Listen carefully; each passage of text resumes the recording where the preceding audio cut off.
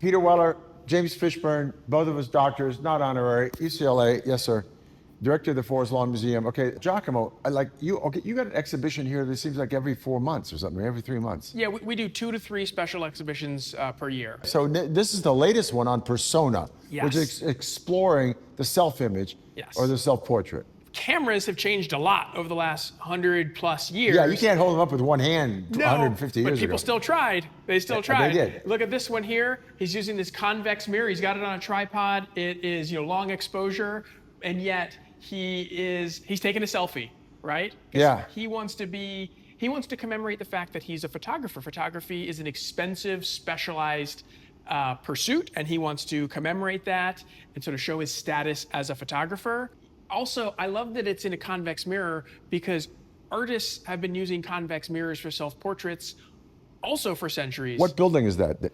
We're still trying to figure it out. We thought that maybe it was up in Rochester near the Kodak building, but it's a bit of a mystery. We're still doing I don't know, man. You got a whole lot of stuff here. You got the Pantheon over there, and I think you think it's Rochester? Somewhere in the it's not Rochester because those are French police.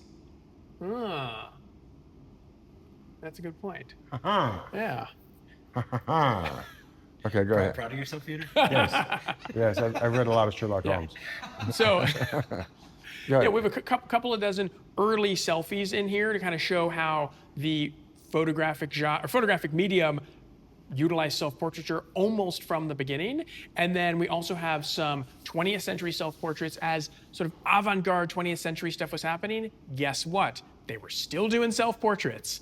This is one of my favorites because it is a self-portrait. You can see his face, but it's also part of his Myths series. Who else is in the Myths series?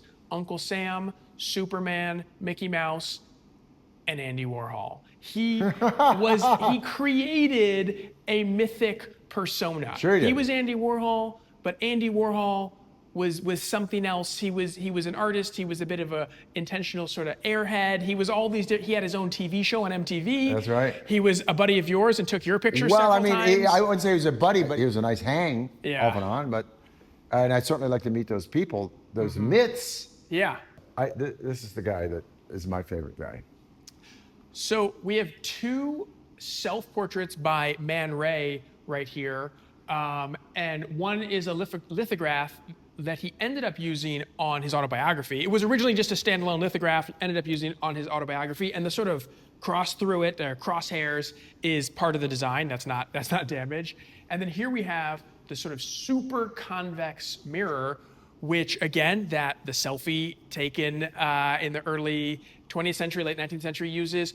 And then, so I love this here. It's sort of this most all-encompassing, shows all the information, but it's also distorted. Okay, for those of us who are fascinated and don't know enough about early 20th century art, and we say modern art or postmodern art, modern art is usually referred to as the turn of the century art that comes out before World War II. Postmodern is after that. We refer to a lot of that as contemporary, abstract realism, and so forth. What school do we consider Man Ray? He was part of a couple schools and movements, Dadaism. Dadaism, right? And also sort of surrealism. Now, Dadaism is what? Is nihilism? What is Dadaism? There are nihilistic elements in it. That means like the world is over and you're done. And that's people dealing with World War I. Post-Freudian. Yeah, they were dealing with the onset of modernism. In other words, we're fucked. Yeah, pretty much. And so he was part of that movement, but he was also a surrealist, a sort of dreamlike creations, unconsciousness. Surrealism is the relationship between seemingly unrelated things. Case in point, Dali, pocket watch melting. Yeah. In a desert. Yeah. What's the pocket watch doing there? Why is it melting? What do you got? A lot of inner monologue stuff. Yeah, unconscious, subconscious, and dream states. Yeah. And sort of trying to make the dream state visible. So yeah. Yeah. All right. Man Ray, thank you for the Man Ray and Andy. Yeah. What is this thing? So these are some digital self-portraits. They're by digital artist Jordan Kay. This is her sucker selfie. She's sucking on a lollipop and taking selfies. Is she the artist? She is the artist, yeah. We included Jordan because A, she's a talented artist, but also we wanted to show, we show self-portraits from the Renaissance all the way to the digital age, and they're still used more than ever. Okay, and what do we got over here? So this is an artist named Christen Austin. This one's called Musical Bloom. It's on our banner. And I said, I love it. I feel like your head is almost floating like some balloons held down by her iPod headphones. And she goes, oh, it's supposed to be, it's called Bloom because it's like a flower. Her face is like different petals. Okay, one of the things is she also creates visual narratives through figurative painting and portraiture. She often uses herself as a subject to explore the social culture of Black people living in America to illustrate the beauty and universal qualities of Black identity. Okay, yes. There's a great serenity in her. Yeah. I don't know, in that face. Gorgeous. Yeah. Gorgeous. Yeah. Okay, is this her too? These three are also her. I love this one. This. I do too. There's no serenity in that. Yeah, there's no serenity in this. That's a shockwave and parallel lines, parallel minds. Well, then again, she's moving through different emotional states there. So she's moving through different states of, meditation or serenity there. She's really gifted. So this is by a really talented artist, Huntz Liu. He's a Taiwanese-American artist he works in layered hand-cut paper. And sometimes his works are completely abstract. Sometimes they're completely figurative.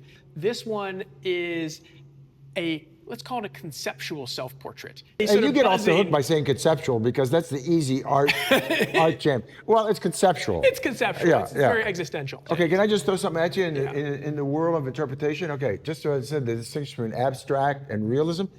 So you've got a real face over here with Christen. That's a face. That's figurative realism. No matter how you want to interpret it or what she's trying to say, the image itself is figurative realism. Okay, and you jump over here and you want to say, okay, this is not figurative realism. But then again, Giacomo, I've got to tell you, when he says this is serene, look, this is also not Jackson Pollock. No. It's not a shotgun of action painting thrown on a thing. Yeah. He is specifically putting in an enclave of color design to represent himself. And so subsequently, even though it doesn't look like figurative realism, there is definitely an order to it. Absolutely. Absolutely. Right, and a structure. Yeah. Yeah, this is a very, very structured work of art. Yeah. In 3 dimensions. In 3 dimensions. Yeah. That's beautiful. I like this. But I got to tell you this, 40 years ago, if I walked in and looked at this and you told me it was a self-portrait, I'd go, vatine, man, and they'd be out of here in a second. Yeah. Let's just go look at this genius over here. This person is, that I ask you, camera person, just fold in on that. Is it yarn? It's yarn? It's a yarn. It's yarn, somebody talking about a big story. And it's mirrored tiles, almost like a disco ball. And it's a self-portrait of Maren Jensen, who's an LA-based artist, and she's a textile artist. And I love this because you're talking about abstraction versus sort of figurative naturalism. This has a little bit of both. This is both. This is definitely abstract. This is like Impressionism, except in Impressionism, you're working really quickly. She's not working quickly in this. No. She's not throwing up a lot of paint here, No. She's dyeing the yarn and working in a painstaking manner. Yeah. Sewing this disco canvas. And look at this. Speaking of Impressionism, you get close to this. Mm-hmm. I don't know that that's an eye. Yeah. I don't know that that's a nose. That looks like the abstraction of a bunch of colors. That's it. But then you step back and you got your impressionistic reveal. Yeah. No, this thing is mind-blowing to me, man. This is another one of hers, but we're not going to spend too much time on you, Maren, at this point, Maren Jensen, because you're stupefying. This may be the most amazing thing in the exhibition to me. And okay, this is a self-portrait done out of headlines. Get closer, read it. So Bryan has a whole series called his Context, Con period text series, where he does figurative art in text. His parents, he's Japanese American, his parents were imprisoned as American citizens during World War II in the prison camps. And he recreated photos of them using the order to remove Japanese Americans from their property and imprison them. So what he did for the self-portrait was he had a photo of himself, which he used as sort of the framework, and then he took a 1920s anti-Asian U.S. Immigration Act and rendered that text over and over and over and over again. And the text is supposed to disintegrate. It's supposed to disintegrate into the image.